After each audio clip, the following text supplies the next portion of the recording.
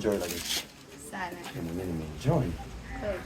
Leo umefanya vizuri sana mpenzi wangu.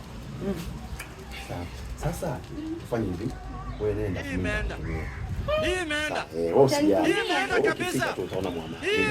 Sige tu hapa tumalizane. Wacha kufanya nitakutumia kwa sababu kuna muamala na sisi hapa. Issue tu ikikamilika mimi nitakutumia sawa mpenzi wangu.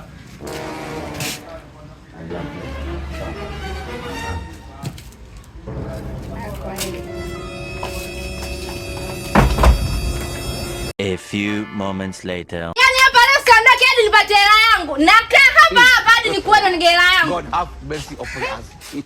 Wewe vipi kwa chamba umbea nyumba zako? Sio na chamba umbea. Nimekuja kupata hela yangu baba. Nimekata viuno hapa ninavyovijua. Kumbe mama muuza.